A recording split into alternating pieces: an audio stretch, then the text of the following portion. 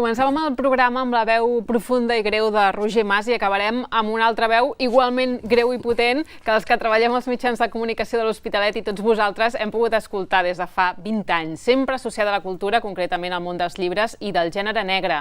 Avui hem volgut retre el nostre petit homenatge al que ha estat director de La Bòbila durant 20 anys. Jordi Canal, què tal, com estem? Molt bé, bon dia.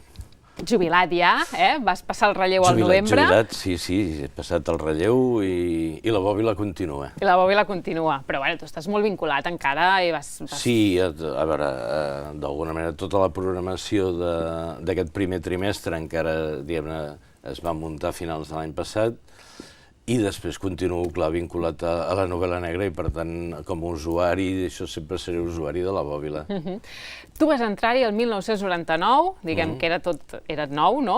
Perquè s'estrenava. Com recordes allò? Com vas entrar allà? Bé, jo venia de la xarxa de biblioteques de la Fundació La Caixa, que eren biblioteques molt petites, vaig arribar allà i vaig pensar, Déu meu, quina biblioteca més gran.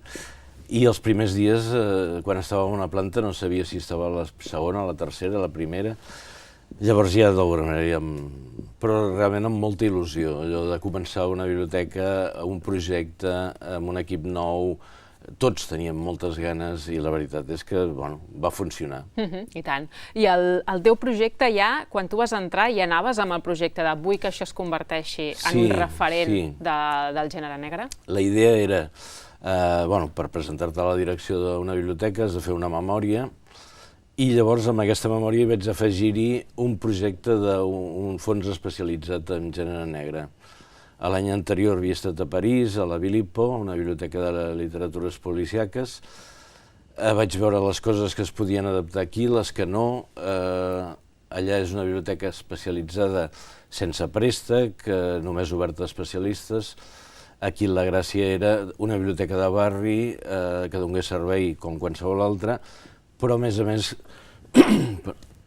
que traigués gent de Barcelona cap a Hospitalet. Això pensava que podia ser un gran canvi, el consum cultural del centre a la perifèria. Estem veient imatges ara de quan eres jove, podem dir així, dels primers anys entrant a La Bòbila. Escolta'm, quan veus ara això, et veus allò així, fa 20 anys entrant allà i posant en marxa tot això, estàs orgullós de tot el que has fet? Sí, a veure, penso que vam fer molta feina, que vam aconseguir des d'una barriada, diguem-ne, projectar la biblioteca arreu d'Espanya, arreu d'Europa.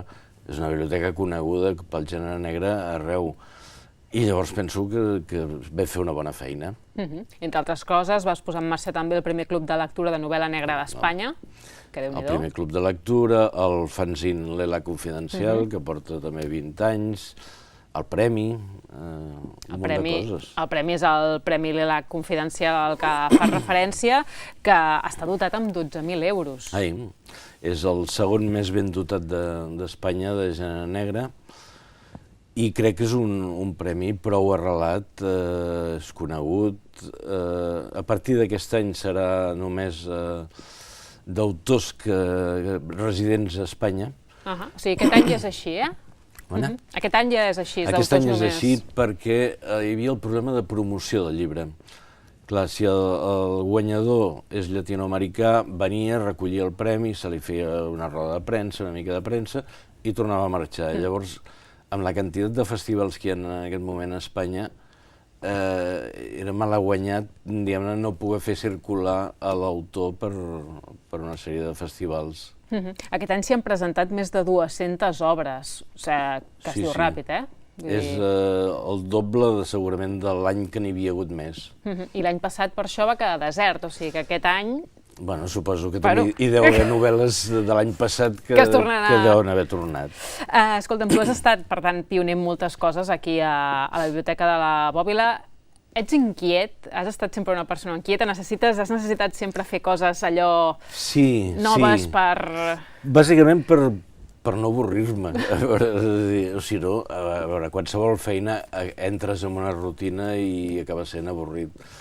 El fet de plantejar-te reptes en primer nivell personal i després projectar-los, penso que és un bon sistema per no avorrir-se. No sé si ara potser amb la distància, bueno, encara ja estàs vinculat, però no sé si amb la distància penses que haguessis pogut fer alguna cosa que no has fet, o que haguessis pogut posar en marxa alguna cosa. Segur. A veure, hi ha coses de xarxes socials que penso que havíem d'haver fet més, tot i que vam fer molt. Segur. Però també crec que és bo que ara entri una altra persona amb una altra mirada i que d'alguna manera no sigui tant, diguem-ne, treure aquest projecte i iniciar-ne un de nou, sinó sobre aquest projecte, diguem-ne, enfocar-lo d'una altra manera. Jo penso que això és bo. L'actual directora, la que és ara la directora, és l'Ester Ruiz, la que està ocupant ara, i s'ha encarregat també, doncs ara, comentàvem, la BC Negra, que ha estat el que tenim en marxa ara a la Bòbila, que hi participem un any més. Explica'ns una miqueta a veure com s'ha concretat la participació de la nostra biblioteca a la BC Negra. Com ho heu fet? Bé, cada any, diguem-ne, la Bòbila, des del començament, col·labora amb BC Negra, amb una programació de la biblioteca inclosa dintre BC Negra. Normalment sempre és, des de fa una sèrie d'anys, una exposició, que aquest any era en Frank Caudet, perquè també la lligàvem amb l'exposició que feien a Jaume Fuster de novel·la popular. Secrets de butxaca, no?, la que està a la biblioteca. Això i dues taules rodones al voltant de la novel·la popular.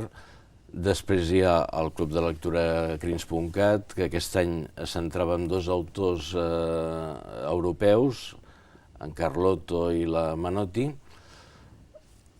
Un club de lectura normal de gènere negre, que era el Lansdale.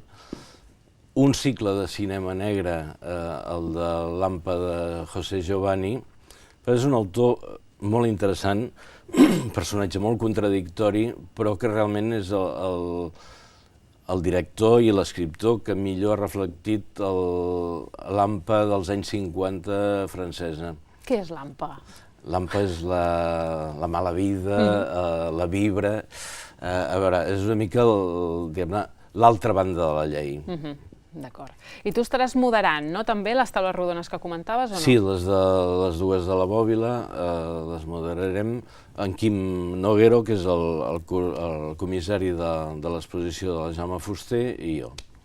Escolta'm, no ho hem d'oblidar tampoc, ja al marge de la biblioteca, la teva faceta d'escriptor, perquè em penso que estàs treballant en un llibre amb l'Àlex Martín, pot ser? Com està això? El vam tenir fa uns mesos i ens ho va xivar. Aquest és un projecte que fa com 5 anys que arrosseguem, que anem treballant. La idea era fer un llibre de com veiem nosaltres el gènere negre ara i des d'aquí.